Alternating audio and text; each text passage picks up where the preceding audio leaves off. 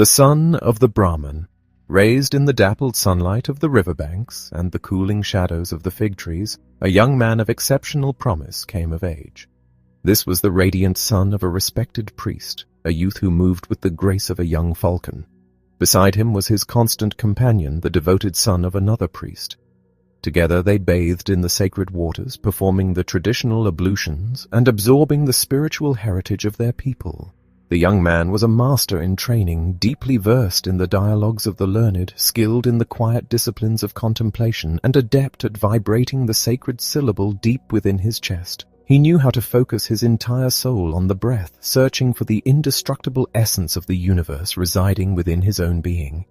His existence brought immense pride and joy to those around him. His father envisioned him blossoming into a supreme spiritual leader, a prince of their caste who possessed a fierce thirst for knowledge. His mother's heart swelled with absolute bliss merely watching his elegant stride and his displays of perfect respect. The young women of the village felt a stirring in their souls whenever he passed by, captivated by his luminous presence and the regal look in his eyes. Yet no one revered him more than his loyal shadow, his closest friend. This friend cherished everything about the brilliant youth, his graceful movements, his fiery intellect, his noble aspirations, and his profound spiritual hunger. He knew this exceptional soul would never settle for a mediocre life as a deceitful official, a vain speaker, or a greedy merchant selling magic spells. He resolved to follow this shining star, to be his servant and companion whenever he eventually ascended to divine greatness. Despite being a vessel of joy for the entire community, the young man possessed no joy within himself.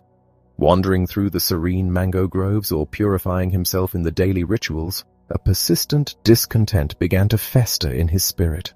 Restless dreams and heavy thoughts flowed into him from the river's water and the twinkling stars, while the ancient verses and the smoke of sacrifices offered no lasting solace. He began to realize that the abundant affection of his parents and his dearest friend would not forever quench his profound existential thirst. The venerable teachers had poured the entirety of their accumulated wisdom into his waiting vessel, but the vessel remained stubbornly hollow and his heart completely unsatisfied. The traditional ablutions cleansed his skin but could not wash away the deep-seated anxieties of his mind. The endless offerings to the deities felt increasingly futile, sparking dangerous questions within his intellect.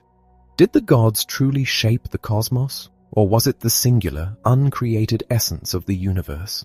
Were the gods not simply mortal creations themselves, bound by the passage of time? Why offer sacrifices to external beings if the ultimate truth, the eternal heartbeat, resided nowhere else but in the innermost sanctuary of one's own soul? He hungered to reach this central core, yet none of the revered texts or gray-haired sages could point the way. They possessed a staggering encyclopedic knowledge of creation, the senses, and the cosmos, yet this vast repository seemed utterly worthless if they did not possess the one vital, singular truth.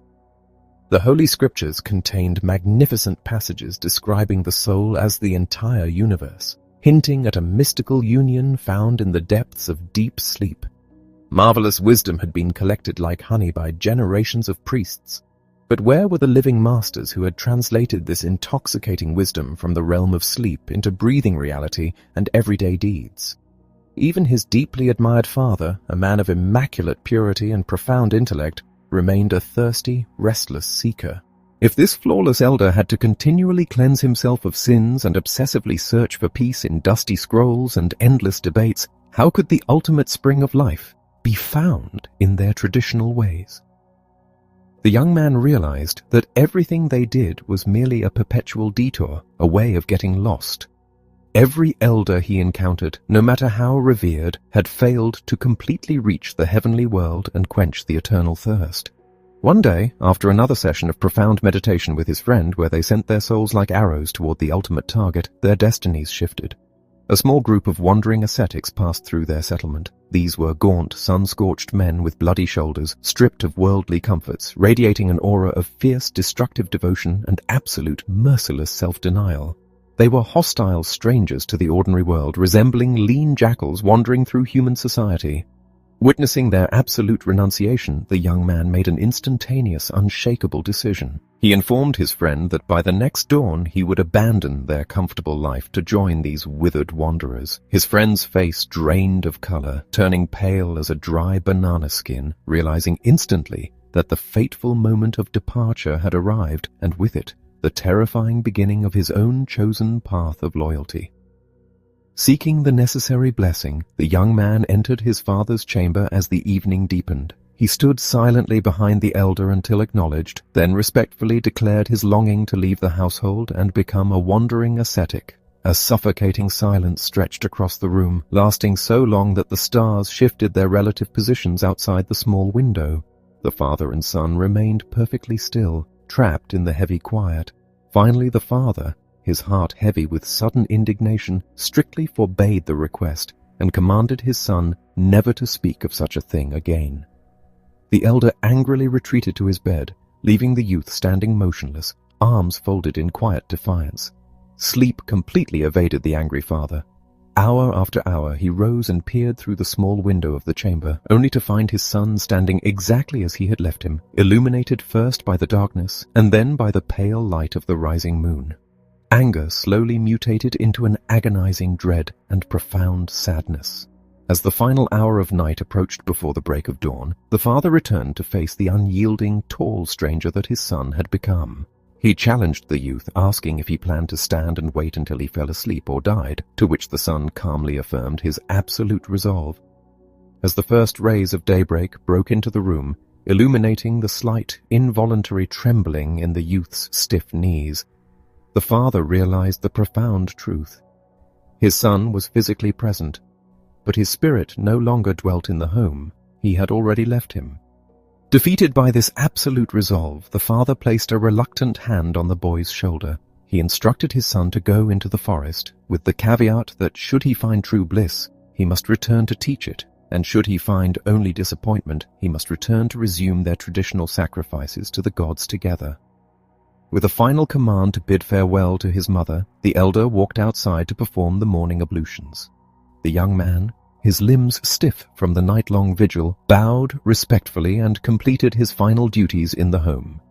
As he walked out of the sleeping town on aching legs in the early light, a shadow detached itself from the final hut.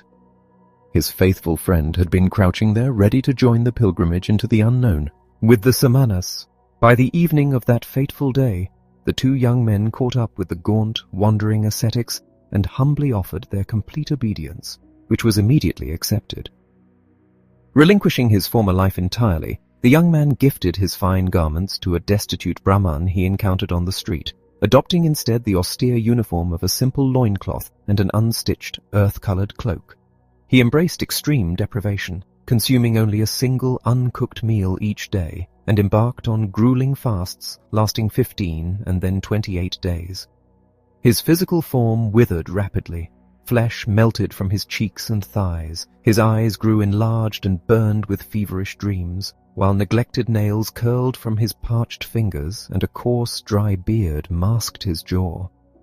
His perception of the world warped into a state of icy detachment and profound disgust. Whenever he encountered women, his gaze turned frigid, and walking through towns filled with well-dressed inhabitants caused his mouth to twitch with sneering contempt. He observed the frantic theatre of human existence, merchants haggling, princes hunting, mourners weeping over their dead, physicians attempting to heal the sick, lovers entangled in passion, and mothers nursing their young, and found absolutely none of it worthy of a single compassionate glance. To his hardened eyes it was all an elaborate lie, a foul-smelling deception that desperately pretended to harbor meaning, joy, and beauty, but was in reality nothing more than concealed putrefaction. The world tasted intensely bitter on his tongue, and the very act of living felt like a continuous, unbearable torture. Before him stood one singular, burning objective: to become utterly empty. He sought to hollow himself out entirely, to eradicate all thirst, all yearning, all dreams, all joy, and all sorrow. His ultimate aspiration was to die to his own self, achieving a state of profound tranquility where, with an emptied heart, his innermost being might finally awaken and receive the great, unselfish secret of the universe. To reach this absolute void, he submitted his body to agonizing physical trials. He stood completely silent under the blazing, vertical rays of the midday sun, radiating with unquenchable thirst and searing pain, remaining motionless until his consciousness finally severed its connection to the suffering. During the relentless rainy season, he stood freezing as water poured endlessly over his shivering shoulders and legs, maintaining his rigid posture until the agonizing cold faded into a deadened, numb silence. He crouched deep within dense, thorny bushes, allowing blood and pus to drip from his lacerated skin, refusing to flinch until the stinging and burning ceased to register in his mind. Moving beyond sheer physical torture, he mastered the subtle, internal arts of the breath, learning to inhale so sparingly that he could command his heart to slow its rhythm until it practically stopped beating altogether. Guided by the eldest ascetics, he launched his consciousness out of his body in deep meditation. When a heron glided over the bamboo forests, he projected his soul into the bird, experiencing the rush of flight, the sharp pangs of a heron's hunger, the taste of raw fish, and the harsh croak of its call right down to the bitter moment of a heron's death. He cast his spirit into the bloated carcass of a dead jackal baking on the sandy riverbank, experiencing the gruesome cycle of decay as he was torn apart by hyenas, picked clean by vultures, reduced to a skeleton, and finally scattered as dust across the endless fields. Yet, despite these profound out-of-body odysseys, the ultimate liberation consistently eluded him. He tasted the gloomy intoxication of the eternal cycle of death and rebirth, desperately waiting in the dark like a hunter in a gap, hoping to escape into an eternity devoid of suffering. He systematically killed his senses and his memory, slipping into 1,000 different forms: animal, stone, wood, water, and carrion. But the escape was always a temporary illusion. Inevitably, the hour would strike when the sun or moon would rouse him, and he would inescapably find himself locked back inside his own physical form, burdened once more by the agony of the cycle and the relentless return of his spiritual thirst. His devoted friend remained closely by his side, functioning as his shadow, mirroring his extreme efforts and walking the identical grueling paths. They spoke rarely, breaking their silence only when necessary for their spiritual exercises or when walking through villages to beg for their daily sustenance. One day, while wandering on such a begging route, the disillusioned ascetic asked his companion if they were truly making any real progress toward their ultimate goals. His friend responded with deep reverence, predicting that his brilliant companion would soon become a holy man, deeply admired by all the elders. But the brilliant youth countered this optimism with a bleak observation, suggesting that all their complex feats of breath control and pain endurance could have been achieved much faster and by far simpler means in the filthy taverns of the whorehouses. When his friend accused him of mocking their sacred path, he quietly explained that their intense meditations were merely a temporary flight from the self, a brief, desperate numbing against the overwhelming pain and pointlessness of life. He argued that a common ox cart driver finds the exact same fleeting escape by falling into an intoxicated stupor over a cheap bowl of fermented rice wine. His friend vehemently protested, arguing that while a drunkard awakens unchanged and foolish, lacking any new wisdom, a trained ascetic ascends to higher planes of spiritual enlightenment. With a sad, knowing smile, the disillusioned youth admitted he had never been a drunkard, but he knew with absolute certainty that his spiritual exercises had left him just as far removed from true wisdom and salvation as an unborn infant resting in its mother's womb. On another occasion, the creeping dread of futility emerged again between them. He asked his companion if they were truly ascending toward enlightenment or simply wandering blindly in a vicious, unbreakable circle. His friend insisted they were not trapped, but rather moving upward along a grand spiral, having already ascended many levels. To dismantle this hopeful illusion, the youth pointed to the eldest among their ranks, a venerable ascetic of 60 years. This elder had spent a lifetime fasting and meditating, yet had not attained nirvana. He would reach 70, perhaps 80, and inevitably die unredeemed. The youth declared his devastating belief that perhaps not a single ascetic among their vast numbers would ever find the true path. As his friend recoiled in horror from these terrible words, the youth confessed that his lifelong, burning thirst for knowledge remained entirely unquenched. After years of tirelessly interrogating the priests, the holy texts, and the devoted ascetics, he concluded he might have learned just as much by asking the hornbill bird or the chimpanzee in the jungle. He then revealed his most radical realization yet. The very concept of learning did not actually exist. He posited that the only true knowledge was the eternal essence residing everywhere and within every single creature, and that the desperate, intellectual desire to know or to learn was the greatest enemy to realizing this internal truth. Horrified by this spiritual nihilism, his companion stopped in his tracks, warning that such dangerous thoughts would destroy the sanctity of all prayer, the venerability of the castes, and everything considered holy on earth. It was after 3 arduous years living in the wilderness that a captivating myth began to drift into their remote camps, carried on the lips of wandering pilgrims. Rumors spoke of a man named Gautama, an exalted Buddha who had completely halted the agonizing cycle of rebirths and eradicated the suffering of the world within himself. He was said to wander the land devoid of possessions, home or wife, wearing the simple yellow cloak of a monk, yet bearing a supremely cheerful and blissful countenance that compelled Brahmins and princes to bow before him.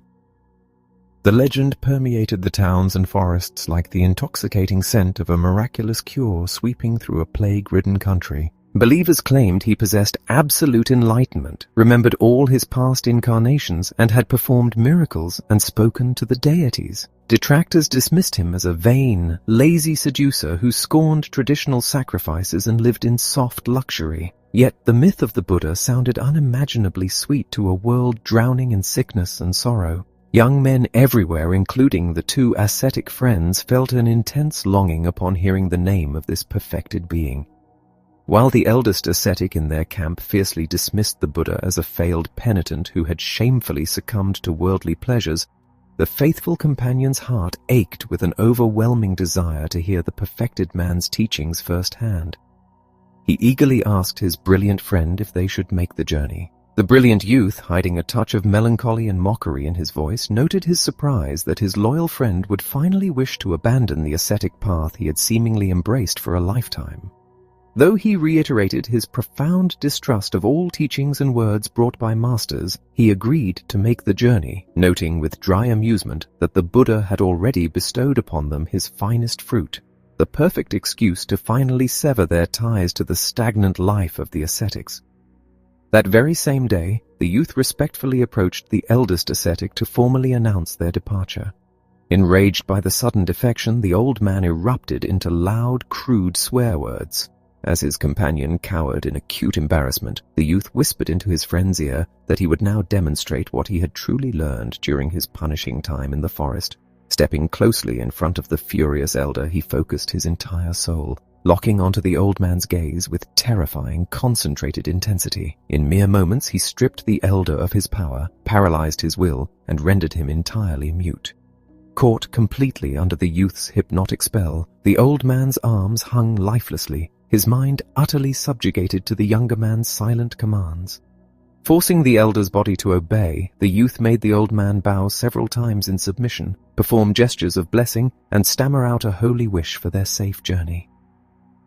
The young men returned the bows and departed into the trees with salutations. Struck with immense awe, the faithful companion marveled at this display of terrifying mental power, declaring that had his friend stayed, he surely would have learned to walk on water. But the youth, his eyes set on a different horizon, merely replied that he had no desire to walk on water, leaving such trivial illusions to the old ascetics. Gautama. In the bustling town of Savatthi, the name of the exalted Buddha resonated in every household, and the citizens eagerly prepared alms for his silently begging disciples. The revered teacher favored the tranquil grove of Jetavana, a magnificent sanctuary gifted to his community by a wealthy and devoted merchant. Following the echoes of endless rumors and whispered legends, the two young ascetics arrived at the edge of the town and presented themselves at the very first door to beg for food. When they asked the charitable woman for directions to the perfected one, she joyfully confirmed that they had reached their destination. She recounted how she frequently saw the exalted one walking the alleys in his yellow cloak, presenting his alms dish in absolute silence. Hearing this, the faithful friend's heart soared with overwhelming excitement, but his companion gently urged him onward toward the sacred grove. Reaching Jetavana under the veil of night, they found the encampment buzzing with the constant arrival of pilgrims seeking shelter. The two forest-hardened wanderers seamlessly found a quiet corner to rest. As the sun broke over the horizon, they were struck by the sheer magnitude of the gathering. The shady gardens resembled a thriving city, teeming with yellow-robed monks engaged in deep contemplation or quiet spiritual discourse. The majority of the brethren soon dispersed into the town to silently gather their single daily meal, a humble routine that the enlightened one also observed. Suddenly, as if guided by a divine hand, the younger seeker spotted him. He saw a remarkably simple man, draped in a yellow robe, advancing with soundless steps and bearing an alms dish. The youth quietly alerted his companion, and together they scrutinized the monk who, outwardly, looked identical to hundreds of his followers. Yet his profound inner state manifested in his physical form. His face reflected a flawless equilibrium, devoid of sadness or joy, carrying only a faint inward smile that resembled the innocent peace of a healthy child.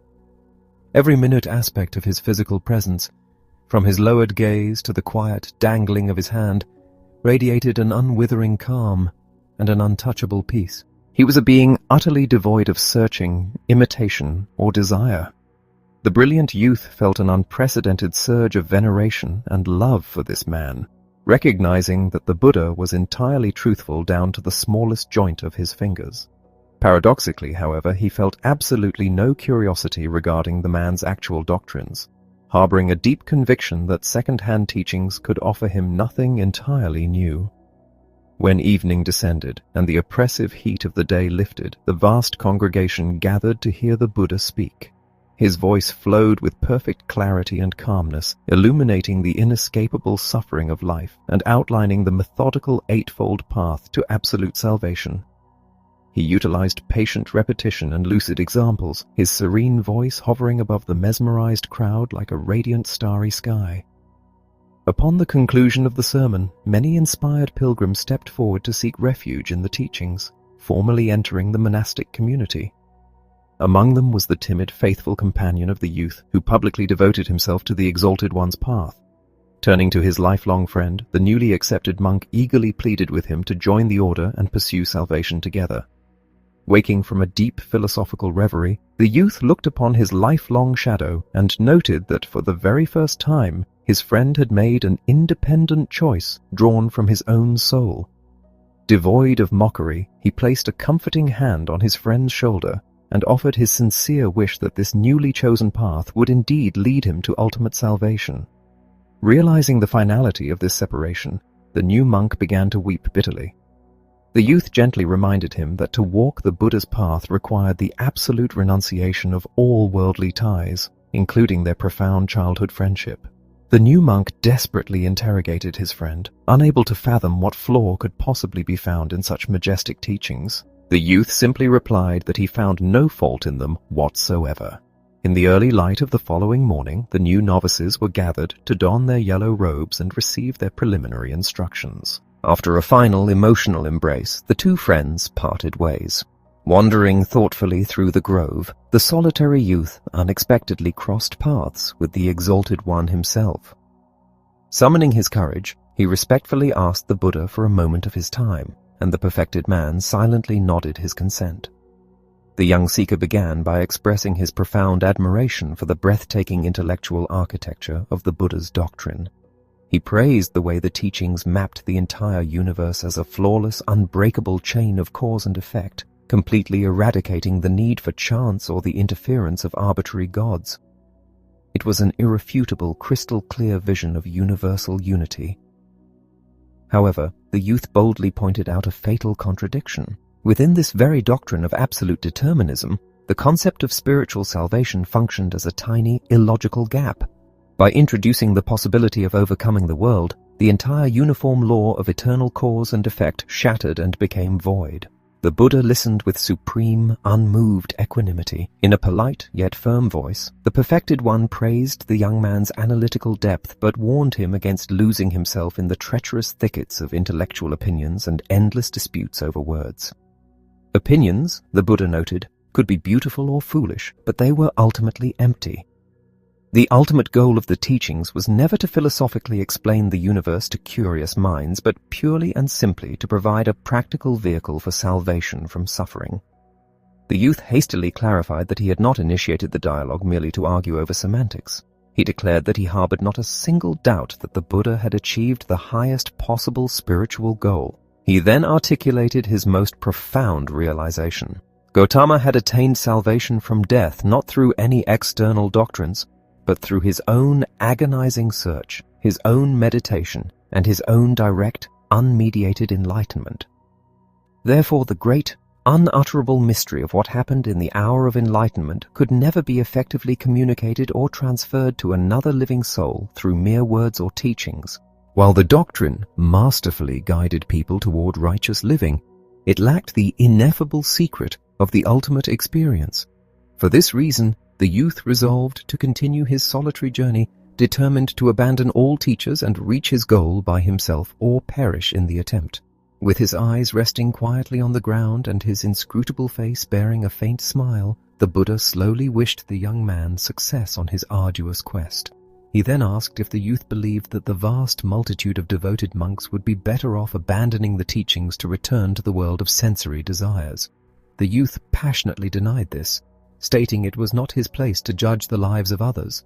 He could only make absolute decisions for his own soul. He feared that if he joined the monastic community, his ego would merely find a deceptive comfort, feeding on the collective identity and his deep love for the Buddha rather than facing the terrifying task of true self-annihilation. With a half-smile radiating unwavering openness, the Buddha dismissed the stranger with a subtle gesture, complimenting his wisdom but offering a final warning to beware of possessing too much of it. As the exalted one turned away, the memory of his perfect, mysterious smile etched itself permanently into the young man's consciousness. He recognized that only a person who had successfully penetrated the absolute innermost core of their being could walk and smile with such divine, unburdened freedom. No doctrine in the world would ever entice him again, for if the magnificent teachings of this perfected man could not hold him, nothing ever would. As he left the grove, he pondered the profound exchange. The Buddha had stripped him of his devoted shadow, his closest friend, who now walked in Gautama's footsteps. Yet in return, the Exalted One had given him something of terrifying magnitude. He had given him back to himself. Awakening. Stepping away from the tranquil sanctuary where the perfected one and his loyal friend remained, the young man felt an overwhelming sensation that his entire previous life had been permanently severed and left behind. As he walked slowly onward, he submerged his mind into the depths of this profound feeling, searching for its hidden foundation. He believed that unearthing the core causes of a sensation was the very definition of thought, the process that solidified fleeting feelings into radiant, enduring realizations.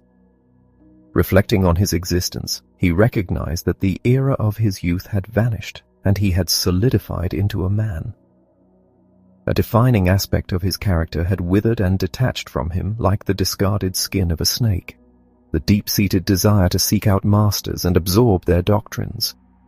He had just turned his back on the most supreme and holy teacher the world had to offer, finding himself fundamentally unable to embrace the man's teachings. Pacing deliberately, he began to interrogate his own spirit, asking what it was he had so desperately tried to extract from the endless lectures of the wise. The answer struck him with sudden, startling clarity. He had been hunting for the essence and purpose of his own self, seeking ultimately to conquer and escape it. Yet all his grueling ascetic efforts had been nothing more than elaborate strategies to hide from it, to deceive it, and to flee. Despite obsessing over the mystery of his isolated individual existence, he realized he knew absolutely nothing about his own true identity. The root of this staggering ignorance was suddenly obvious. He had been completely terrified of himself. In his relentless intellectual hunt for the universal divine essence, he had attempted to brutally dissect his own being, peeling away the physical and mental layers in hopes of finding the ultimate, indestructible core. But in that destructive, analytical process, he had completely lost the very person he was. Opening his eyes to his surroundings, a serene smile spread across his face, and a revitalizing wave, like the sensation of waking from a decades-long, suffocating dream, washed through his entire body.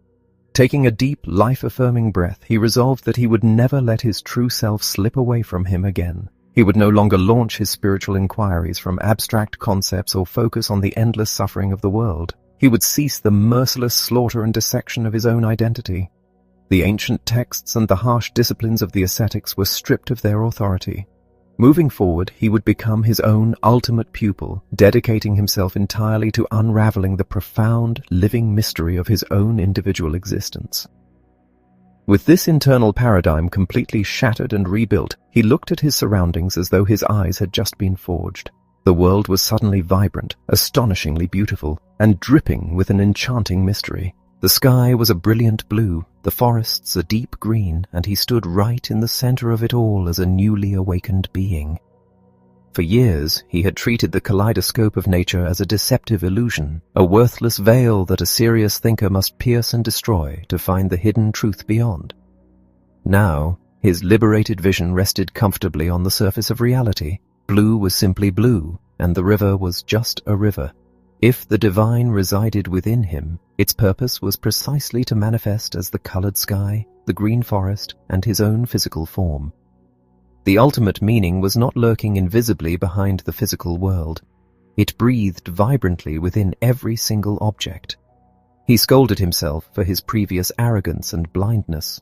He reasoned that a person seeking to understand the meaning of a written text does not dismiss the letters and symbols as a deceptive, worthless husk. Instead, they study and cherish them with devoted attention. Yet, in his prideful quest to read the great book of the universe, he had scorned its visible alphabet, writing off his own senses and the physical world as meaningless accidents. That era of intellectual denial was definitively over. He was genuinely awake, effectively born on this very day. But as these triumphant thoughts crystallized, he froze in his tracks, as if a deadly serpent had suddenly slithered across his path.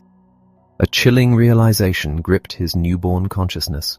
When he left the sacred grove that morning, he had unconsciously assumed he would simply return to his father's house, as any wandering ascetic eventually might when their quest was done. But he was no longer an ascetic, nor a priest, nor a scholar. A return to his father's study, to the comforting rituals and meditations, was impossible. Those paths were forever closed to him. Standing entirely motionless, an icy dread pierced his chest, leaving him shivering like a frightened, solitary animal realizing its absolute vulnerability.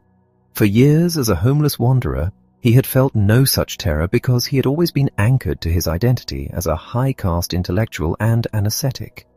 He had always belonged to a defined community. Even his closest friend had immediately found a massive new family among the thousands of monks wearing the yellow robe, but he was now stripped of every label and affiliation. He was utterly isolated, suspended alone in the universe without a shared language or a place to call home. This agonizing coldness and despair was the final brutal contraction of his spiritual rebirth. Emerging from the shivering terror, his focus sharpened with unprecedented intensity, his sense of self more firmly concentrated than ever before. He resumed his journey with long, impatient strides, his back permanently turned toward his father, his home, and his past, marching relentlessly into the uncharted future. Kamala. As the wanderer progressed along his new path, his heart was entirely enchanted. With every single step he absorbed a profound new understanding of the world. He observed the sun cresting over the forested mountains and watched it dip below the distant palm-lined shores. When darkness fell, the fixed constellations captured his gaze, and the crescent moon seemed to drift like a delicate boat across the deep blue expanse. He marveled at the flora and fauna, the towering trees, the gathering clouds, and the shimmering dew on the morning bushes, while the wind swept a silver ripple across the fields of rice. All of this vibrant, incredibly diverse beauty had always existed, Yet previously, he had dismissed it as a deceptive, untrustworthy veil of illusion that a true thinker was obligated to pierce and destroy in search of an invisible essence. Now, however, his liberated vision embraced the physical realm, seeking no hidden truth beyond the immediate, visible world, and finding comfort in simply existing within it. Observing the earth in this direct, unburdened, and almost childlike manner revealed a breathtaking beauty.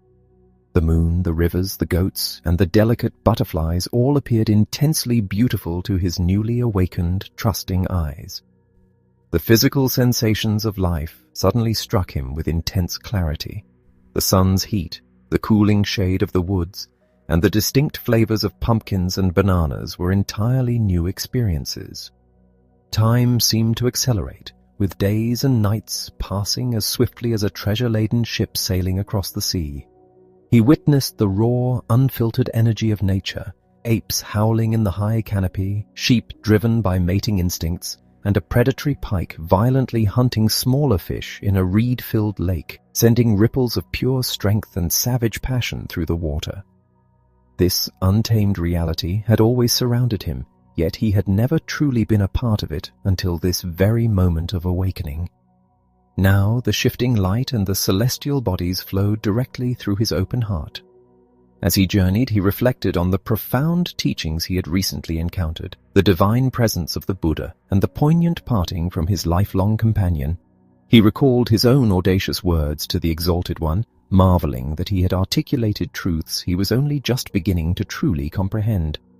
He had realized that the Buddha's ultimate secret was not found in his doctrines, but in the unteachable, deeply personal experience of enlightenment.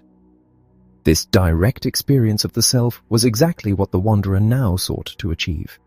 He had long understood intellectually that his core was connected to the eternal universe, but he had failed to truly embody this because he had tried to capture it solely within the sterile confines of rational thought. He now understood that the abstract world of intellect was just as much a part of the physical realm as the bodily senses, and neglecting one to elevate the other was a futile endeavor. Both the mind and the senses were vital instruments, and he needed to listen to the secret, inner truths vibrating within both, without scorning or elevating either. His sole ambition was to obey the inner voice completely, moving only when and where it directed him. He reflected that the Buddha himself had achieved enlightenment simply by listening to a voice commanding him to rest under a specific tree, forsaking all external rituals and extreme asceticism in favor of absolute inner obedience. Sleeping in the humble straw hut of a ferryman, he was visited by an extraordinary dream. His friend Govinda appeared before him in a monk's yellow robe, his face etched with profound sorrow, asking why he had been abandoned. As the wanderer embraced his friend, the figure melted into a woman, and he found himself drinking sweet, intoxicating milk from her full breast. This milk tasted of the entire universe, of men and women, of sunlit forests, of animals, and of every conceivable joyful desire. It intoxicated his spirit and dragged him into deep unconsciousness until the resonant call of an owl and the pale morning light on the river roused him from sleep. At daybreak, he requested passage across the water. As the ferryman skillfully guided the bamboo raft across the reddish, morning-lit waters, the wanderer complimented the river's breathtaking beauty. The ferryman warmly agreed, expressing a deep love for the water and claiming that the river was a profound teacher to anyone who truly listened. Upon disembarking, the wanderer expressed regret that, as a homeless ascetic, he could offer no payment or traditional guest gift for the hospitality. The ferryman, possessing a serene wisdom, simply smiled and stated that he expected no immediate reward, confident that the wanderer would return one day to repay him. He explained that the river had taught him that everything eventually circles back, wishing the wanderer well and asking only for his friendship in return. The wanderer departed with a smile, amused and touched by the ferryman's gentle nature, noting how the ordinary people he encountered were endearingly childlike, submissive, and eager for friendship. By midday, he passed through a village where timid children scattered at the sight of the strange ascetic. At the edge of the settlement, a young woman knelt by a stream, washing clothes. When he offered a traditional traveler's blessing, she smiled brightly, revealing a beautiful face and gleaming white eyes. Engaging in playful banter, she inquired about his vows and whether forest ascetics were truly forbidden from possessing women. Boldly, she initiated a seductive physical advance, offering an invitation to intense sexual intimacy. Remembering his vivid dream, the wanderer felt a sudden surge of heat in his blood and leaned down to kiss her breast. He saw her face contorted with intense desire and begging lust. His own passions flared, and his hands prepared to grasp her. But in that critical moment, the authoritative voice of his innermost self commanded a clear and absolute no. Instantly, the allure vanished, leaving him staring only at the damp, desperate gaze of an animal in heat. Politely touching her cheek, he swiftly vanished into the bamboo forest, leaving the woman deeply disappointed. Before nightfall, he arrived at the outskirts of a large, bustling city, feeling an unusual desire to immerse himself in humanity after years of remote isolation. Near the city entrance, he paused to observe an elegant procession entering a lush, walled pleasure grove. In the center, carried upon a lavish sedan chair by servants, sat a breathtakingly beautiful woman resting on red pillows beneath a colorful canopy. She possessed a remarkably intelligent, delicate face framed by towering black hair, elegantly arched eyebrows, and a brilliantly red mouth resembling a freshly cracked fig. Her long, slender hands were adorned with heavy golden bracelets. The wanderer was instantly captivated by her profound beauty. As the procession neared, he bowed with deep reverence, catching a fleeting glance from her smart, watchful eyes and inhaling a faint, exotic fragrance. She returned his greeting with a subtle smile before vanishing into the verdant grove. Taking this enchanting encounter as a highly auspicious omen, he felt a magnetic pull to follow her. However, as he moved forward, he acutely noticed the disdainful, rejecting glares of her servants. Looking down at his own ragged, dust-covered form, he laughed at the absurdity of a beggar attempting to enter such an elite sanctuary. He inquired with a passer-by and learned that the grove belonged to Kamala, a renowned and wealthy courtesan who also maintained a lavish residence within the city. With a concrete objective firmly set, he finally entered the sprawling urban center. He allowed the chaotic energy of the city to absorb him, drifting aimlessly through crowded streets and resting on stone steps by the riverbank. As evening approached, he befriended a barber's assistant in a temple dedicated to Vishnu, engaging him with captivating mythological tales. After spending the night amongst the docked boats, he sought out the barber at dawn. In exchange for his company, the assistant shaved his heavy, ascetic beard, cut and combed his matted hair, and massaged it with fine, fragrant oils. Following a purifying bath in the river, the transformed wanderer returned to the pleasure grove in the late afternoon. When the beautiful Kamala arrived in her sedan chair, he bowed respectfully at the entrance. He boldly instructed the final servant in her retinue to announce that a young Brahmin wished to speak with the mistress. Surprisingly, he was summoned and led quietly into a luxurious pavilion, where he was left entirely alone with the famous courtesan who was reclining on a couch. She recognized him from the previous day, noting his dramatic physical transformation from a dusty ascetic to a cleanly groomed youth. He confessed that he had abandoned 3 years of harsh asceticism specifically to enter the city, and that encountering her had immediately given him a new worldly purpose. He boldly requested that she become his teacher and friend, instructing him in the sophisticated arts of love, which he admittedly knew nothing about. Kamala erupted into loud, genuine laughter, declaring that a ragged forest ascetic demanding her expertise was utterly unprecedented. She explained that the men who sought her favors were wealthy aristocrats bearing fine clothes, expensive perfumes, and heavy pouches of gold. Undeterred, the former ascetic proudly declared that he was a quick study who had already achieved far harder goals than acquiring superficial wealth. He confidently promised to obtain the necessary garments, shoes, and gold, assuring her that she would soon see him perfectly outfitted. Kamala playfully mocked him, confirming that without beautiful clothes, fine shoes, and abundant gifts, he would remain entirely inadequate. He admired her mouth, comparing it again to a freshly cracked fig, and playfully asked if she harbored any fear that a rugged man from the forest might simply use force to take what he desired. Kamala dismissed the threat with absolute poise. She drew a parallel to the intellectual realm, noting that a learned man's wisdom cannot be stolen by force. Similarly, The true pleasures of love can only be given freely and voluntarily. Love, she explained, could be bought, begged for, or gifted, but a stolen kiss from her would yield absolutely no sweetness.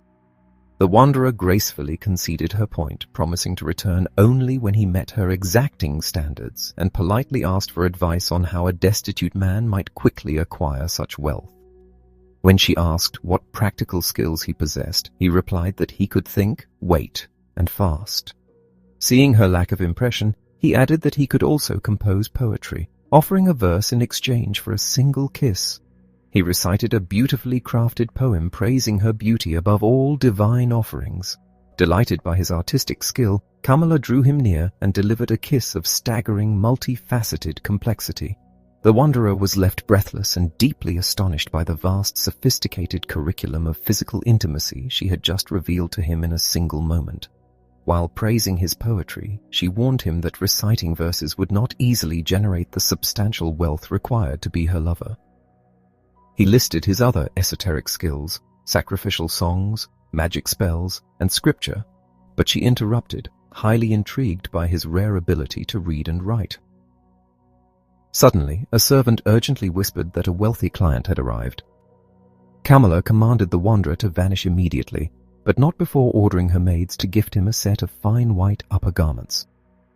Hustled secretly through the gardens to avoid detection, the former ascetic slipped out of the grove, satisfied with his progress.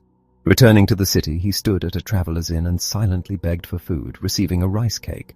Suddenly, a fierce pride flared within him. As he was no longer an ascetic, the act of begging now felt utterly beneath him.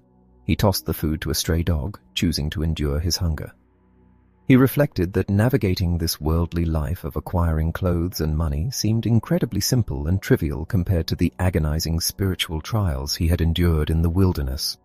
The next day, adorned in his new garments, he presented himself at Kamala's city residence. She warmly informed him that she had arranged an introduction with Kamaswami, the wealthiest merchant in the city. She advised him to be polite to the powerful old man, but to project absolute confidence and demand to be treated as an equal, promising that if he succeeded, the aging merchant would entrust him with vast responsibilities.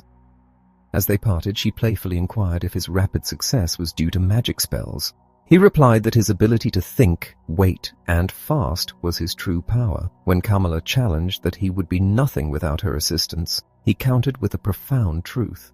He explained that his absolute resolution to win her love was like a heavy rock dropped into water. It sinks effortlessly to the bottom on the fastest possible course. He achieved his goals not through frantic action, but by emptying his soul of distractions and allowing the inevitable pull of his focused intent to draw him perfectly toward his destination. This, he explained, was the true power learned in the forest, which foolish men mistook for demonic magic. Fascinated by his deep voice and magnetic gaze, Kamala quietly conceded his wisdom, though she softly added that his handsome face certainly helped draw good fortune his way. With a final kiss, the wanderer departed to face the merchant, hoping her favor would continue to guide his path. With the childlike people. Following the courtesan's strategic advice, the wanderer presented himself at the opulent residence of Kamaswami, recognized as the wealthiest merchant in the entire city. Servants guided him through corridors adorned with precious carpets into a private chamber where he was soon greeted by the master of the house. Kamaswami was a swiftly moving man with graying hair, possessing highly intelligent, cautious eyes and a mouth that betrayed an inherent worldly greed. Upon learning that his elegant guest was formerly a wandering ascetic seeking employment, the merchant expressed deep skepticism, questioning how a man entirely devoid of worldly possessions could survive without ultimately living off the wealth of others. The wanderer calmly acknowledged this reality, noting that everyone in the world takes and gives. Just as a merchant profits from wares and a warrior offers physical strength, he too had unique assets to exchange. When pressed to identify his specific skills, he stated simply that he possessed the ability to think, to wait, and to fast. Kamaswami scoffed, failing to see the practical utility of such austere disciplines in the fast-paced realm of commerce, particularly questioning the value of fasting. The former ascetic patiently explained that fasting was the ultimate, impenetrable shield against desperation. He illustrated that if he had not mastered his own physical hunger, he would be forced by sheer necessity to accept any menial employment immediately. However, because he could fast indefinitely, he could wait with absolute serenity, knowing no impatience and laughing in the face of emergency, completely immune to making panicked decisions. Intrigued by this profound psychological advantage, the merchant tested his guest's literacy, handing him a scroll detailing a complex sales contract, which the wanderer read aloud effortlessly. Handed a piece of paper and a pen to demonstrate his writing, he inscribed a philosophical maxim. Writing is good, thinking is better, being smart is good, being patient is better.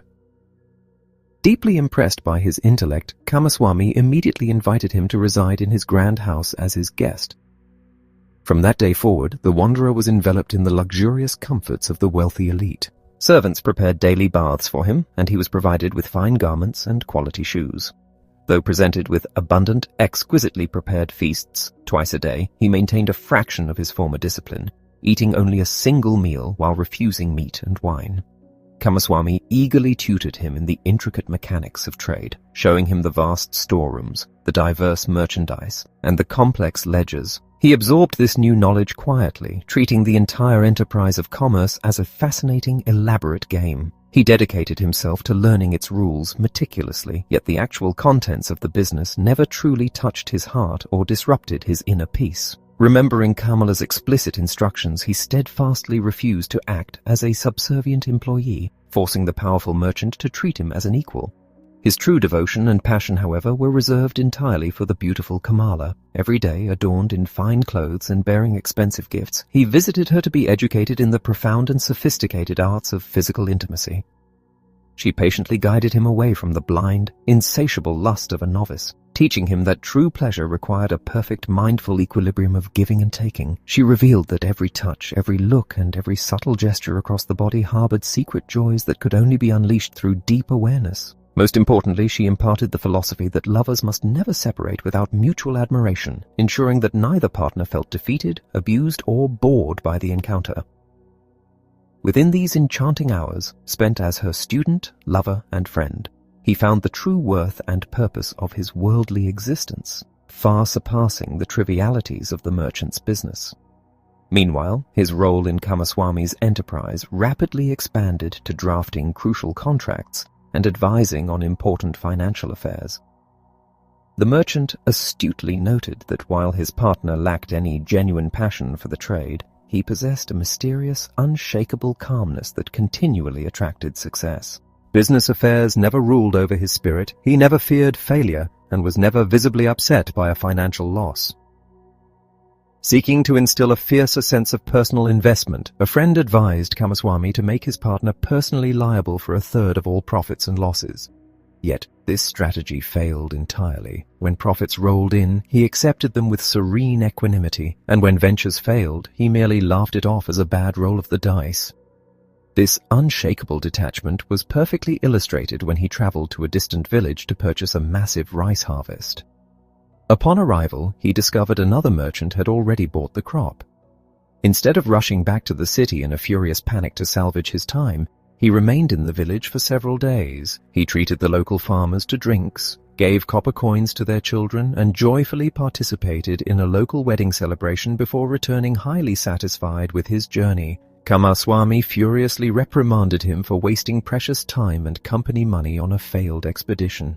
The wanderer calmly absorbed the scolding, arguing that reacting with hurried annoyance would have only caused internal harm to himself and others. By staying, he had forged lasting friendships and earned the deep trust of the locals, guaranteeing future goodwill and future business. He gently suggested that Kamaswami should learn the art of thinking from him rather than endlessly scolding, reminding the old man that he could easily walk away if his methods were deemed truly harmful. As the years flowed by, the wanderer remained a fundamentally detached, silent observer of the ordinary humans he internally referred to as the childlike people. Their lives seemed alien to him, driven by blinding passions, petty anxieties, and intense suffering over trivialities like money or minor insults, afflictions a true ascetic would barely register. Yet his door remained open to everyone, whether it was a wealthy foreign merchant offering linen, a desperate beggar needing a loan, or a street vendor cheating him out of small change.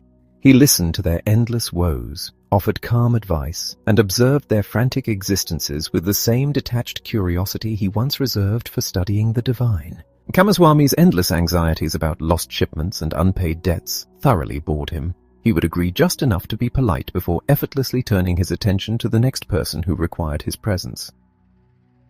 Deep within his chest, however, a faint, dying voice occasionally murmured, warning him that this entire worldly existence was merely a soft, comfortable game. He was juggling business deals and human interactions like a skilled ball player, but the absolute core of his being was completely unengaged and distant. The true source of his spirit ran somewhere far away, utterly disconnected from his daily routine. In fleeting moments of dread, he genuinely wished he possessed the ability to participate in the childlike people's lives with authentic passion, to truly feel their fierce joys and desperate fears, instead of merely standing on the periphery as an immune, untouched spectator. He confessed this profound alienation to Kamala, noting that the two of them were distinctly different from the masses. Most people, he observed, were like falling leaves, tumbling aimlessly through the air, completely at the mercy of the wind and circumstance. But a rare few, like the exalted Gautama, were like stars, moving on a fixed, unshakable course dictated entirely by their own internal law. Kamala playfully teased him for still harboring the analytical thoughts of an ascetic. After leading him through a masterful, exhausting exploration of physical lust, she gazed into his tired eyes and offered a piercing observation. She praised him as the greatest, most supple lover she had ever known, expressing a desire to one day bear his child. Yet she recognized the emotional void within him, stating that he fundamentally loved no one, not even her. The wanderer tiredly agreed, reflecting that perhaps individuals of their specific nature were simply incapable of true love. That profound, blinding, and foolishly passionate devotion, he concluded, was the exclusive, mysterious secret of the childlike people. Sansara. For an extended era, the wanderer immersed himself in the superficial existence and pleasures of the material world, though he never truly surrendered his spirit to it.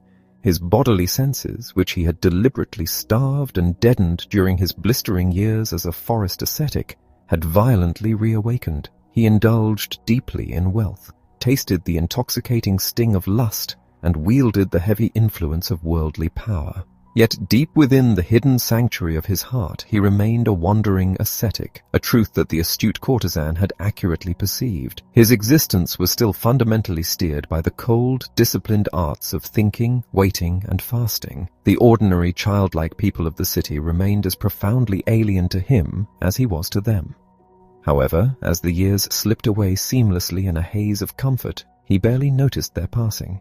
He amassed great wealth, eventually acquiring a grand house of his own, a retinue of servants, and a lush private estate situated by the river just beyond the city limits.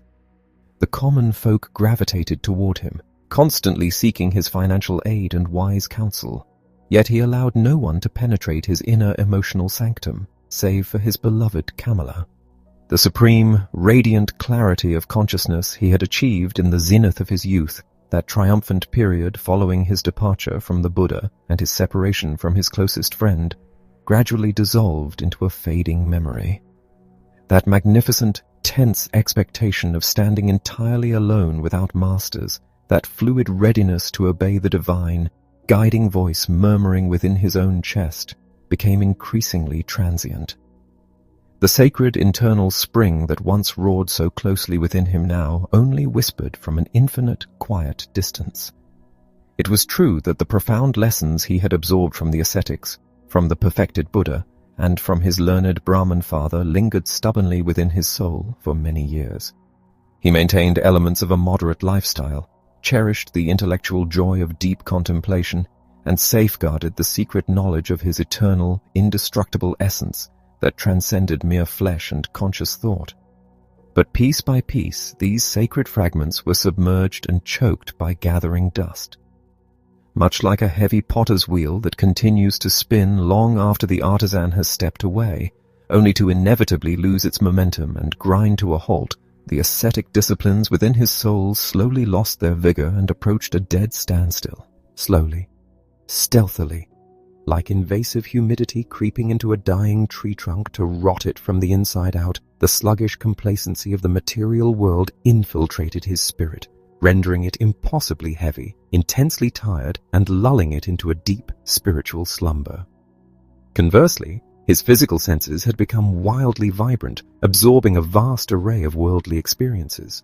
He had mastered the art of commerce, learned the dark thrill of exercising dominance over others, and reveled in the sophisticated pleasures of female companionship. He grew accustomed to draping himself in exquisite fabrics, issuing commands to subordinates, and cleansing his body in waters infused with expensive perfumes. He abandoned his austere diet, indulging in tenderly prepared meats, poultry, vibrant spices, and rich sweets, while frequently consuming heavy wines that bred lethargy and a deliberate forgetfulness of his higher calling.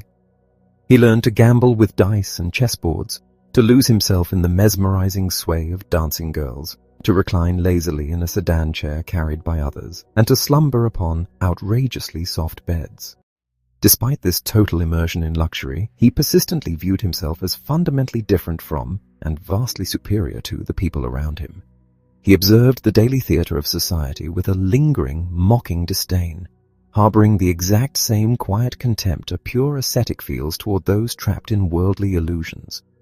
Whenever the merchant Kamaswami fell ill, through fits of anger, or allowed himself to be consumed by petty business anxieties, the former ascetic watched his distress with a cold, superior mockery, yet almost imperceptibly, as countless harvest and rainy seasons cycled past, this shield of intellectual superiority began to crack, and his cynical mockery grew deeply exhausted.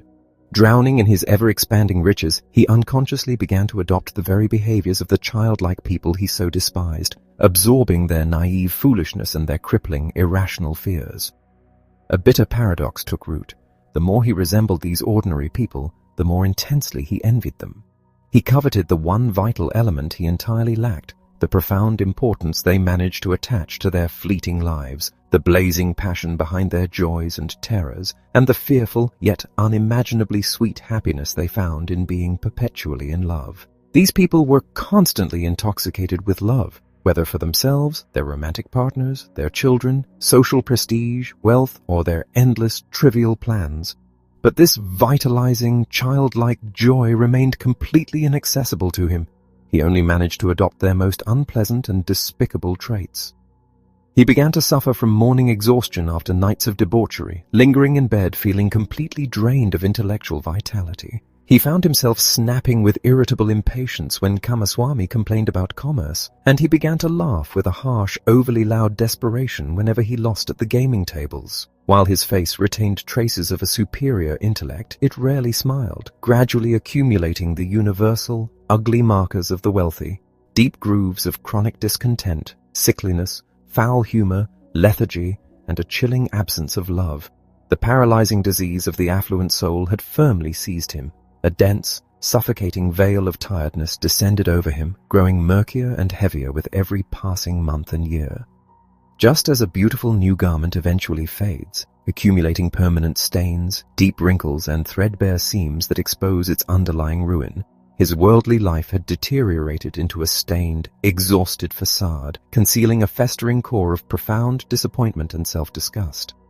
For a long time he remained completely oblivious to this internal decay, noting only that the bright, reliable inner voice that had once guided his highest spiritual triumphs had fallen completely, devastatingly silent. He had allowed himself to be wholly captured by the world, ensnared by lust, sloth, and finally, by the specific vice he had once mocked as the absolute pinnacle of human foolishness.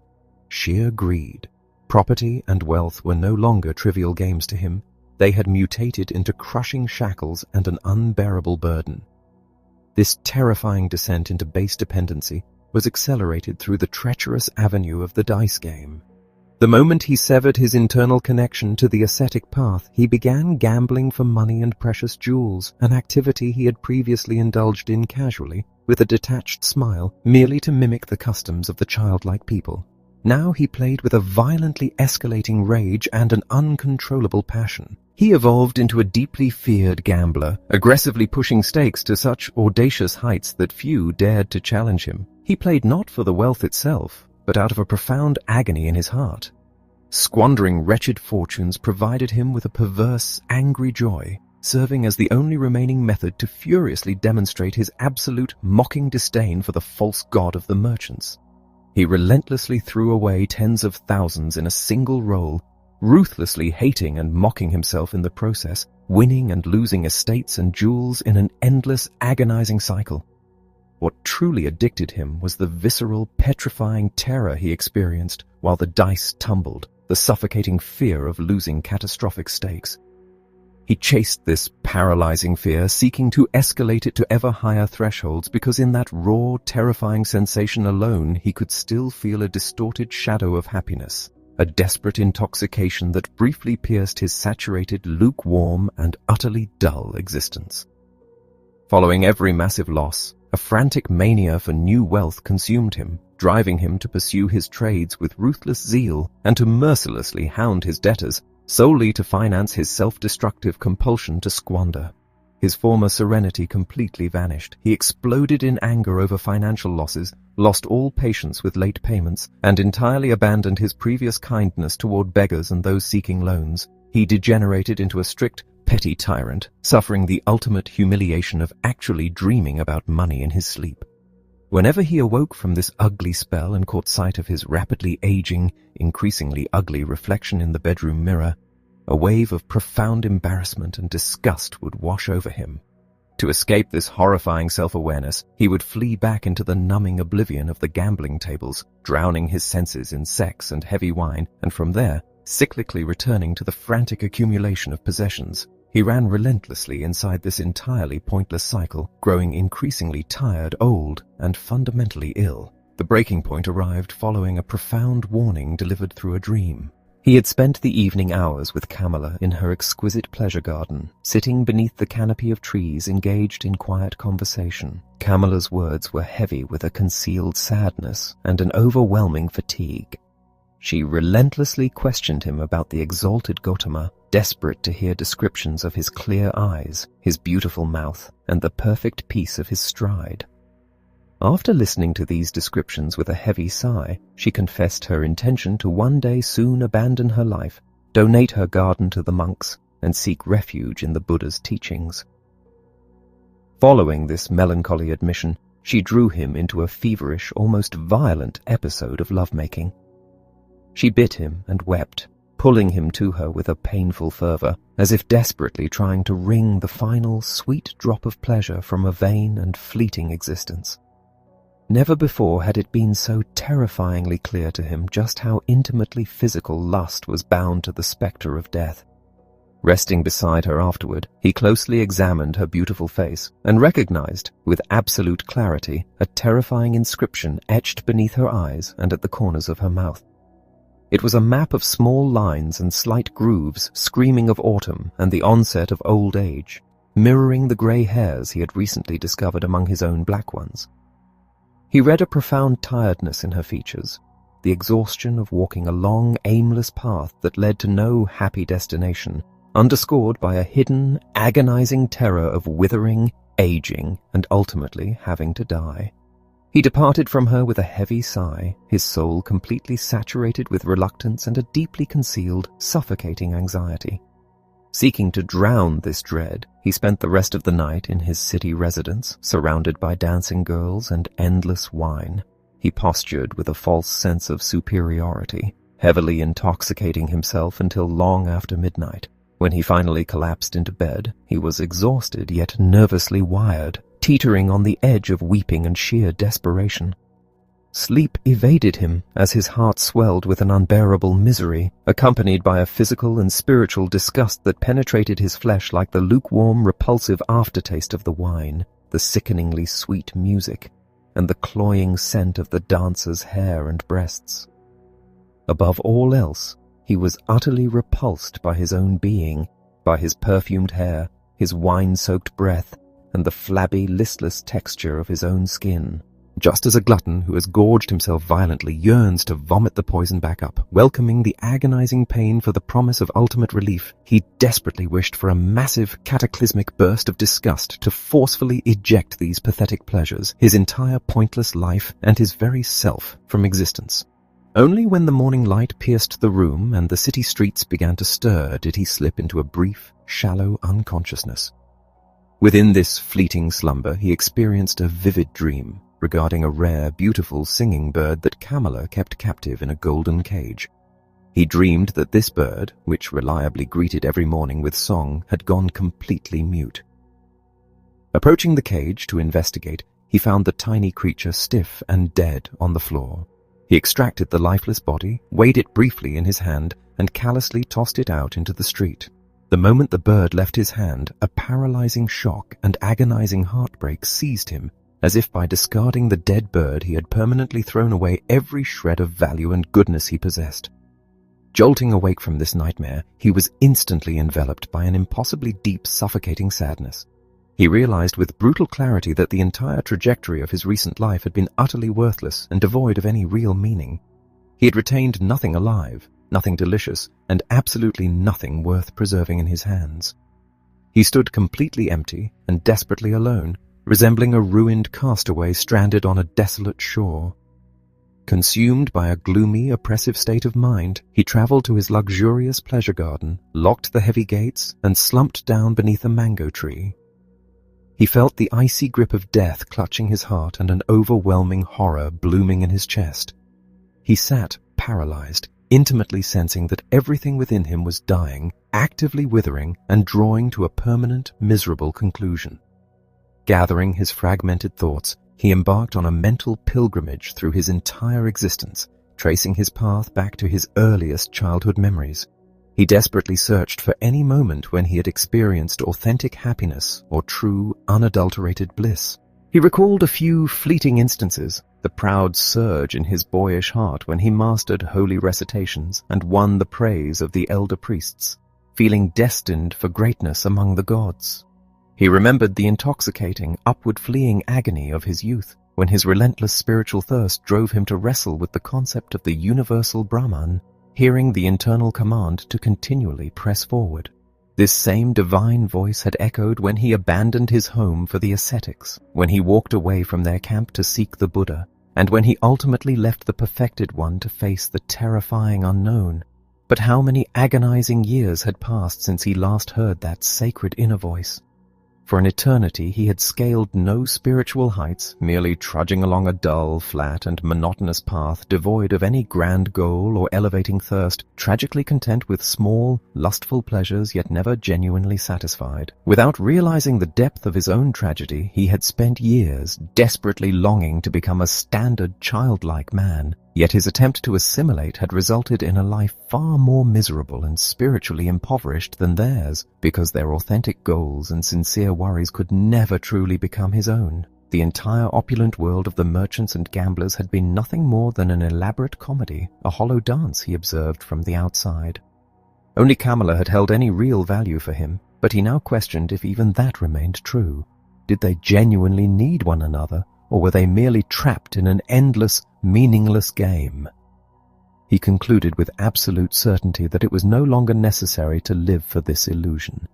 This childish game was called samsara. It was a diversion one might enjoy playing once, twice, or even 10 times. But it was absolute madness to continue playing it for all eternity.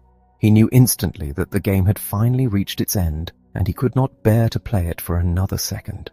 Violent shivers racked his body as he fully registered that something fundamental within him had permanently died. He remained beneath the mango tree for the entirety of the day, his mind drifting to his father, his lost friend Govinda, and the serene face of Gautama. He questioned the absolute absurdity of abandoning such profound spiritual heights merely to devolve into a common merchant. As night draped over the garden and the stars emerged, he looked up and smiled bitterly at his own circumstances. Was it truly necessary? Was it right, or was it merely a foolish, ridiculous game that he laid claim to a mango tree and a private garden? In that moment of quiet clarity, he actively put an end to his attachment to these worldly possessions. This vanity also died within him. Rising from the earth, he silently bid a final farewell to the mango tree and his beautiful pleasure garden. Having consumed no food that day, a fierce hunger gripped his stomach, drawing his thoughts to his lavish city house, his comfortable chamber, and his table overflowing with rich meals. He offered a tired, detached smile, physically shook himself free from the memory, and bid a final, definitive farewell to those luxurious comforts. In the deepest hours of that very night, the wanderer abandoned his estate and the city entirely, vowing never to return. For an extended period, the merchant Kamaswami dispatched search parties to scour the region, convinced his partner had fallen victim to violent robbers. Kamala, however, initiated no search. When informed of his sudden disappearance, she displayed no astonishment whatsoever. She had always anticipated this exact outcome. She knew he was inherently a wandering ascetic, a perpetual pilgrim who could never truly make a permanent home in their world. Despite the acute pain of his loss, she found solace and a profound happiness in the memory of their final, intensely passionate encounter, deeply grateful that she had pulled him so affectionately to her heart and felt completely possessed by him one last time. Upon receiving the definitive news of his departure, Kamala approached the window where her rare captive singing bird resided in its golden cage. She deliberately unlatched the door, extracted the delicate creature, and released it into the open sky. She stood motionless for a long time, her gaze tracing the bird's flight toward freedom. From that day forward, the famous courtesan securely locked the doors to her home and refused to receive any more visitors. Sometime later, she realized she was carrying a child, conceived during her final desperate embrace with the man who had vanished. By the river, wandering deep into the dense forest, leaving the sprawling city far behind, the traveler knew only one absolute truth. His previous existence was irrevocably finished. He had drained the intoxicating cup of worldly life to its most bitter dregs, absorbing its sickness, superficiality, and decay until his very soul was saturated like a heavy sponge. The symbolic singing bird within his chest, the vibrant spirit of his youth, was dead. Filled with an unbearable nausea and an overwhelming desire for oblivion, he found that the world held no remaining allure, no comfort, and absolutely no purpose. He wished only to be destroyed, desperately hoping that a sudden lightning strike or a prowling predator might end his agonizing cycle of waking, eating, and indulging in meaningless flesh. Eventually, his aimless staggering led him to the edge of the great river, the very same expanse of water he had crossed years ago when he first abandoned the wilderness for the city. Exhausted, starving, and drained of all remaining strength, he halted at the muddy bank. A large coconut palm extended diagonally over the water. Leaning heavily against its rough trunk, he stared down into the swirling, greenish depths. The endless, rushing void of the water perfectly mirrored the terrifying, echoing emptiness within his own soul. He had reached the absolute end of his endurance.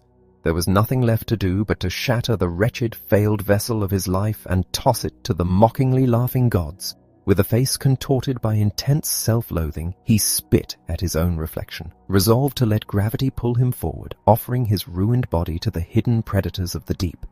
Just as his eyes slid shut, and he began to slip toward the final plunge, a faint, ancient tremor arose from the most secluded, forgotten sanctuary of his being. It was a single, sacred syllable, uttered instinctively by his weary, trembling lips. Om, the eternal sound of ultimate perfection. In the exact fraction of a second that this primordial vibration touched his consciousness, his paralyzed spirit violently jolted awake. He recoiled from the water in absolute horror, suddenly comprehending the sheer madness and childish desperation of his suicidal urge. Struck down by the monumental weight of this sudden clarity, his exhausted legs gave way. He collapsed at the roots of the tree, murmuring the sacred word, and immediately plunged into a profound, impenetrable slumber. When his eyes finally fluttered open, it felt as though a decade had slipped away.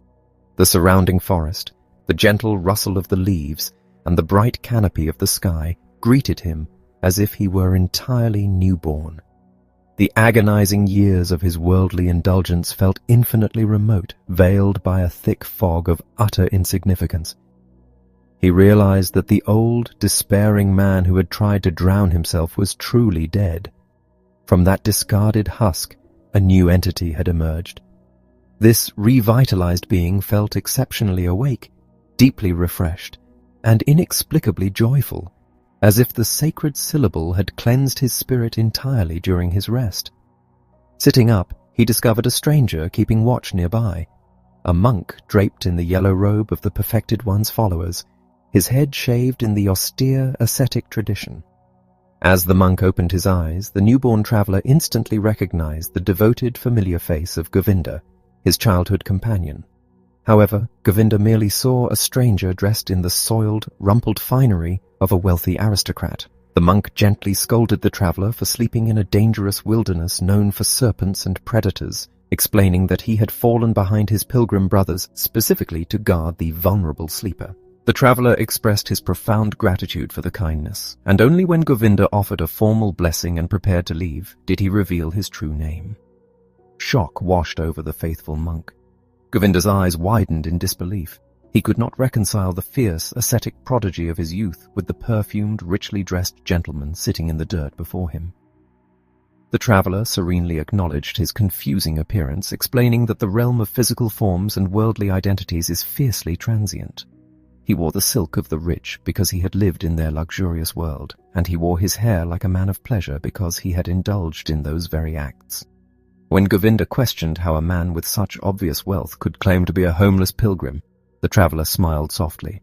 He noted that the wheel of existence spins with terrifying speed. His riches had slipped away just as surely as his former identities as a priest and a forest wanderer.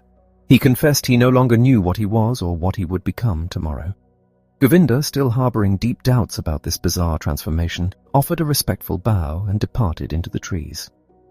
Watching his old friend vanish down the trail, a tremendous surge of affection swelled within the traveller's chest.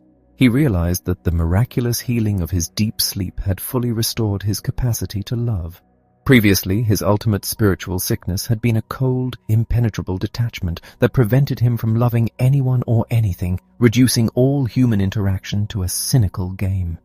Now, sitting completely destitute, he felt an overflowing, radiant joy for Govinda and for the entire breathing world. A sudden, searing hunger clawed at his stomach, reminding him of the distant days when fasting was one of his most mastered weapons. Once he had conquered the world with his formidable abilities to think, to wait, and to fast. Now, stripped of those intellectual and physical disciplines, he possessed absolutely nothing. His hair was graying, his physical strength was waning, and he stood naked before the universe, as helpless and ignorant as an infant. Yet he found this tragic descent incredibly humorous. He laughed aloud at his own foolishness, noting that his life had tumbled continuously downhill, much like the river before him, and yet the river cascaded downward while singing a continuous song of pure, unadulterated happiness. Tracing the convoluted labyrinth of his past, from a pious scholar destined for greatness to a starving ascetic, to an arrogant intellect questioning the Buddha, and finally to a wretched slave of greed and lust, he recognized the absolute necessity of every agonizing misstep. He had spent his youth trying to aggressively murder his ego through extreme physical deprivation and intellectual superiority. But that arrogant spiritual pride had only fortified his inner self, allowing the ego to hide securely behind the mask of a holy man.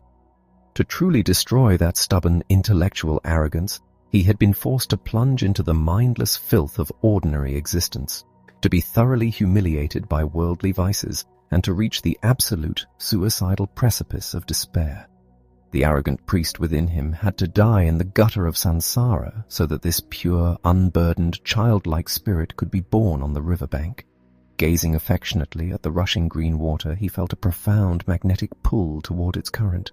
He resolved to remain right there by its side, sensing with absolute certainty that its continuous whispering voice held the next profound secret of his destiny. The ferryman. A profound certainty anchored itself in the wanderer's mind. He would remain by this expanse of moving water. This was the very same current he had crossed decades prior, guided by a humble boatman on his way to immerse himself among the childlike people. He resolved to seek out that boatman again, hoping that this very spot, which had marked his descent into the material world, might now serve as the cradle for his newly awakened existence. Gazing into the transparent depths, he watched the crystal currents and rising bubbles, feeling an immense, overwhelming gratitude. A silent internal voice urged him to cherish this water, to remain near it, and to let it instruct him. He sensed that whoever could fully grasp the essence of this rushing expanse would inevitably unravel the deepest mysteries of the universe. Propelled by the agonizing pangs of a long fast, he walked steadily upstream until he reached the crossing. The vessel was ready to depart, and standing within it was the exact same man who had transported the young, ragged ascetic so many years ago. Stepping aboard, the traveler praised the boatman's tranquil existence, suggesting that a life spent navigating this beautiful current must be one of immense joy. The old man smiled, noting the irony of a man in wealthy, aristocratic garments envying the labor of a humble oarsman. Seizing the moment, the traveler offered his expensive clothes as payment for the crossing, and furthermore begged to be taken on as an apprentice to learn the ways of the boat. Peering closely at his passenger, the boatman's eyes sparked with recognition. He remembered the young ascetic who had once slept in his modest shelter, and he warmly welcomed Siddhartha back, introducing himself as Vasudeva. Later that evening, after a simple, reviving meal of bread and fruit, the two men sat on a wooden log beside the murmuring water. The traveler unburdened his soul, recounting the entirety of his life's journey, from the rigid disciplines of his youth through the dizzying heights of wealth and sensual indulgence, right down to his recent terrifying brush with suicide and his miraculous rebirth beneath the trees. Vasudeva proved to be a listener of unparalleled magnitude. Without interrupting, offering judgment, or displaying a single trace of impatience, the old man absorbed every word. He took in the speaker's pain, and searching like a deep, quiet reservoir receiving the rain, the traveler realized the immense rarity and divine comfort of encountering a soul so perfectly equipped to listen, recognizing that unburdening his heart to this man was akin to bathing his wounds in the healing current. When the tale concluded, Vasudeva simply affirmed that the water had already spoken to his new companion and invited him to share his home and his life. In the ensuing months, the former merchant learned the physical demands of his new existence. He mastered the handling of the heavy oars, helped repair the bamboo vessel, tended to the modest crops, and wove baskets. Yet, his most profound education came directly from the rushing current. Above all else, he learned the sacred art of listening. He trained his soul to be entirely quiet, entirely open, absorbing the sounds around him without passion, without expectation, and without the slightest trace of intellectual judgment. During their quiet evenings, the two companions occasionally shared the profound realizations gifted to them by the water. One profound revelation centered on the grand illusion of time. The river existed everywhere simultaneously. It was at its rocky source, plunging down waterfalls, swirling at the ferry crossing, and merging into the vast ocean, all at the exact same moment. For the water, there was no past and no future, only an eternal, ever-present now. The traveler applied this radiant truth to his own existence. The boy who recited ancient verses, the man who chased worldly lust, and the grey-haired oarsman sitting by the bank were not separated by any true reality. The divisions of time were merely shadows. His previous incarnations and his eventual return to the divine source were not events waiting in some distant future. They were already present, existing right now. Relieved of the crushing weight of time, all the hostility, suffering, and fear of the world seemed instantly vanquished.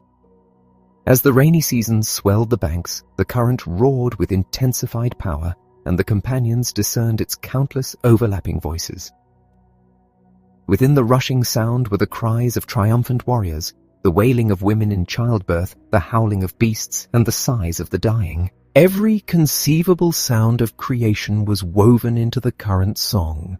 When a listener managed to hear them all simultaneously, without attaching their soul to any single cry of sorrow or shout of joy, the great, intertwined chorus formed a single, perfect word. Om. Basking in this shared, harmonious knowledge, the two men grew increasingly alike. Their faces radiated the identical quiet cheerfulness, etched with 1,000 wrinkles that seemed to contain a benevolent, almost childlike, and yet infinitely ancient smile. Travelers crossing the water often assumed the two serene boatmen were brothers, and a few burdened souls even sensed their holiness, staying the night just to confess their sorrows to the quiet men of the river. Years flowed by, uncounted and unmeasured, until a wave of urgent pilgrims began demanding passage across the water. Monks in yellow robes and ordinary citizens alike hurried past, bearing monumental news. Gautama, the exalted Buddha, was gravely ill and preparing to experience his final human death, transitioning permanently into absolute salvation. The news stirred a vast magnetic pull across the land, drawing thousands who wished to be near the perfected one in his final hour. Hearing this, the quiet ferryman thought of the great teacher with deep reverence and a gentle smile, recalling the bold words he had once spoken to him as a youth. He knew that the illusion of separation between himself and the dying holy man had entirely vanished. They breathed the identical divine truth. Among the multitudes drawn toward the dying Buddha was Kamala, the formerly celebrated courtesan. Long ago she had abandoned her life of luxury, gifted her exquisite gardens to the monastic community, and sought refuge in the spiritual path. Now, dressed in the simple garments of a pilgrim, she walked alongside her young son, a boy named Siddhartha. Raised in pampered wealth, the 11-year-old was petulant, weary, and entirely uncomprehending of why he was being dragged through a harsh wilderness to see a dying stranger. Near the ferry crossing, the exhausted mother was forced to halt to appease her whining child. As she rested her eyes, a sudden, piercing agony struck her. A venomous black serpent, startled from the underbrush, had bitten her leg. Terror seized them, and they rushed frantically toward the sound of the rushing water to find aid. Kamala collapsed near the boats, her strength failing as the dark poison surged through her veins. The boy's miserable shrieks alerted Vasudeva, who quickly gathered the fading woman in his strong arms and carried her to the shelter. Inside, preparing the cooking fire, the younger ferryman turned and saw the weeping boy. The child's face struck him like a physical blow, a haunting mirror of his own past and a striking resemblance to the woman he had once loved. When he looked upon the swollen, unconscious form of the mother, recognition flooded his soul. He knew instantly that the terrified child was his own flesh and blood. Despite washing the wound and administering a healing draught, the poison's grip was absolute. When Kamala finally regained a flickering consciousness, she found herself resting on a simple bed, looking up into the eyes of her former lover.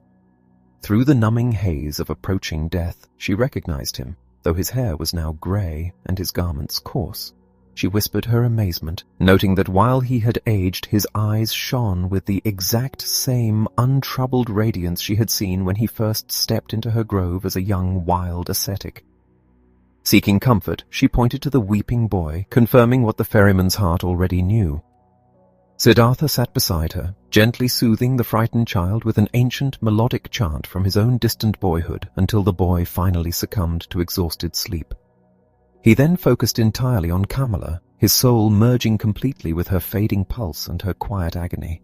She looked deep into his transformed eyes and whispered that she no longer needed to travel to see the dying Buddha. She had found the exact same absolute peace gazing into his face. As the final inevitable shadow swept over her, he gently pressed her eyelids closed. Sitting silently beside her lifeless form, an overwhelming sensation of eternity washed over him. He saw the beautiful, vibrant youth she once possessed existing perfectly alongside her withered, peaceful end. He felt the absolute indestructibility of life in every fiber of his being. Before the sun rose the next morning, the two quiet ferrymen went out to the hill to construct her funeral pyre. The sun. Following the somber rites of his mother's cremation, the young boy remained enveloped in a fearful, weeping shell. He met the gentle overtures of the grey-haired ferryman, who openly embraced him as his own blood, with a gloomy, withdrawn resistance. For countless days he sat pale and motionless near the burial mound, refusing nourishment and locking his heart entirely against the world. He met this sudden, tragic shift in his destiny with absolute, stubborn defiance.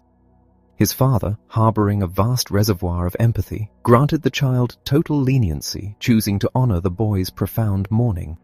Yet, it became increasingly apparent that the 11-year-old was a creature of refined privilege, molded by the indulgent habits of the wealthy elite. He had been raised on exquisitely prepared meals, rested upon opulent beds, and was completely accustomed to issuing unquestioned commands to a legion of servants. The grieving, pampered child could not simply force his spirit to accept a life of ascetic poverty alongside two elderly strangers.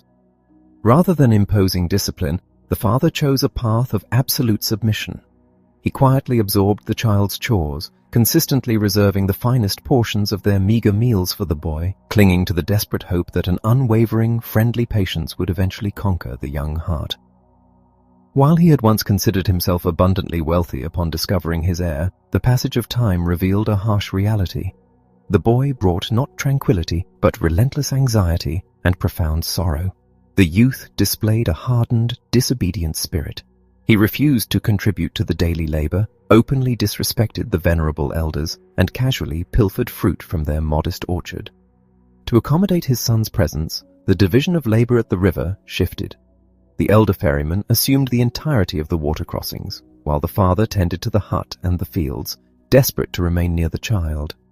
Months dissolved into one another, filled with the father's silent waiting for a reciprocated affection that never materialized, and the elder boatman's equally silent, observant waiting. The tension culminated one evening after the boy had launched another cruel barrage of spiteful demands and deliberately shattered 2 of their fragile rice bowls. The wise, silent boatman finally pulled his companion aside, his voice laden with genuine, friendly concern. He gently pointed out the obvious torment and grief consuming his friend. The young, restless bird, he noted, was violently displaced from his natural nest. The boy had not chosen this austere exile out of a profound spiritual disgust for the material world. He had been dragged there by sheer tragic circumstance. The elder ferryman revealed that he had consulted the river regarding the child, and the water had merely laughed at their collective foolishness. Water must flow toward water, and youth must gravitate toward youth. The boy was suffocating in an environment that opposed his fundamental nature. The wise elder urged the father to listen to the current's undeniable truth. Shamefaced and deeply troubled, the father pleaded for more time, insisting that his campaign of gentle love and extreme patience would eventually triumph. The elder smiled warmly, acknowledging the boy's eternal, divine essence, yet questioning whether either of them truly understood the specific destiny the child was meant to fulfill. He warned that the boy possessed a fiercely proud and hardened heart, destined to encounter immense suffering, commit grave errors, and carry the heavy burden of his own transgressions. When the father defended his method of never using force or punishment, arguing that soft water inevitably conquers hard rock, the elder ferryman delivered a piercing critique. He suggested that this very extreme, suffocating patience was, in fact, a far more insidious form of coercion. By forcing a pampered, vibrant youth to live in a mud hut with 2 quiet, aging ascetics who survived on fruit and pondered eternity, the father was actively punishing the boy. He urged his friend to return the child to the city, to place him among educators or the remnants of his mother's household, where he could breathe the air of his own chaotic, colorful world. A profound sadness washed over the father as he confessed his deepest fear. If cast back into the intoxicating theater of the city, the boy would inevitably succumb to the same arrogant lusts, the same destructive vices, and completely lose his soul to the vicious cycle of samsara. The elder ferryman's face erupted into a brilliant, knowing smile.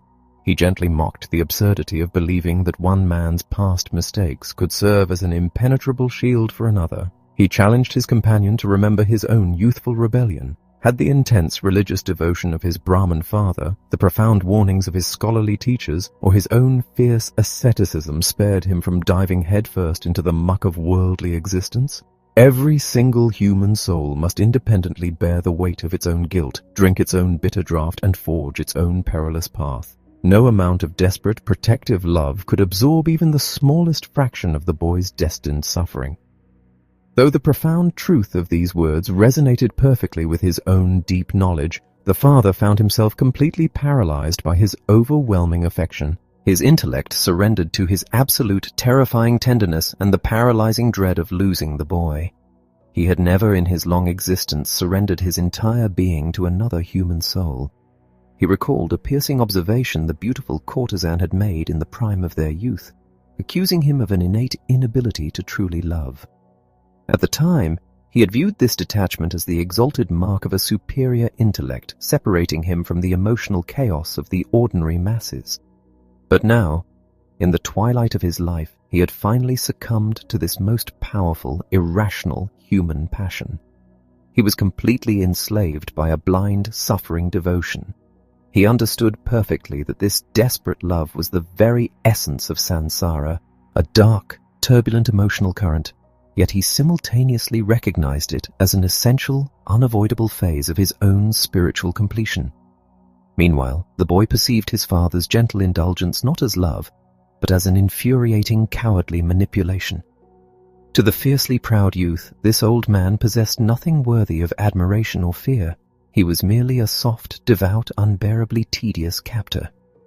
The father's habit of greeting every vicious insult with a serene smile and every act of disobedience with unwavering kindness felt like a suffocating, calculated psychological assault. The child would have vastly preferred violent threats or physical abuse to this infuriating, saintly patience. The breaking point finally arrived. Commanded simply to gather kindling from the forest, the boy erupted into a spectacular display of raw, unrestrained rage. He violently stamped his feet, clenched his fists, and unleashed a torrent of venomous hatred. He screamed that he was no one's servant, mocking the old man's cowardice and his suffocating piety. He declared a burning desire to become a ruthless murderer and plunge straight into hell rather than adopt his father's tedious holy ways. With a final agonizing declaration that he despised him and completely rejected his paternity, the boy bolted into the dense forest. The boy did not return that night. By the following dawn, the grim reality was undeniable. The youth had completely vanished, taking with him the modest woven basket containing the ferryman's accumulated coins, as well as the ferryboat itself, which now lay stranded on the opposite bank. Trembling with an agonizing mixture of grief and panic, the father insisted they must pursue the runaway, fearing the child would perish alone in the wild. The elder ferryman calmly agreed to construct a bamboo raft, not to hunt the boy, but merely to retrieve their stolen vessel. As they bound the green stalks together, the elder gently urged his friend to let the youth run. The boy was actively claiming his own destiny, executing the very escape the father had lacked the courage to facilitate. When they finally crossed the water and retrieved the boat, the elder silently pointed out the missing oar. The boy had deliberately destroyed it to hinder any pursuit, a clear, desperate message demanding his freedom. Despite understanding the futility of his actions, the desperate father continued the hunt, driven not by a rational hope of rescue, but by an agonizing, irrational hunger to glimpse his son's face just one last time. He marched relentlessly until the dense tree line gave way to the sprawling outskirts of the great city. He finally halted at the familiar, ornate gates of the magnificent pleasure grove where he had first encountered the captivating courtesan. Standing there, a torrential flood of memories washed over him. He saw himself arriving as a ragged ascetic, experiencing his first intoxicating kiss and tumbling headlong into the seductive traps of commerce and lust. He relived the suffocating disgust, the suicidal despair, and his miraculous rebirth by the rushing waters. Gazing into the tranquil gardens now occupied by monks, the absolute absurdity of his current mission crystallized in his mind. He recognized that he possessed no power to alter his son's trajectory. His desperate clinging was an agonizing, unhealed wound that had yet to blossom into true wisdom. Consumed by a profound, suffocating emptiness, he collapsed into the dust by the garden gate. The driving purpose that had propelled him through the forest evaporated, leaving him stranded in a desolate, emotional void. He sat motionless for countless hours, leaning into the harsh agony of his broken heart, waiting for a whisper of internal guidance. He practiced the silent, enduring patience he had learned from the river, mentally vibrating the sacred syllable to counter the searing pain. He remained so incredibly still that a passing monk, mistaking him for a dedicated ascetic, silently placed a meager offering of bananas at his feet. The paralyzed spell was finally broken by a gentle, intimately familiar touch upon his shoulder. He looked up to find the elder ferryman who had quietly followed him all the way from the river. Gazing into that deeply lined face, entirely illuminated by a boundless, cheerful peace, the father felt a faint smile break through his own sorrow. Without exchanging a single word regarding the runaway boy or the agonizing pursuit, they shared the modest meal and turned back toward the wilderness. When they finally reached the sanctuary of their hut, the exhausted father collapsed onto his bed, sinking instantly into a deep, merciful oblivion.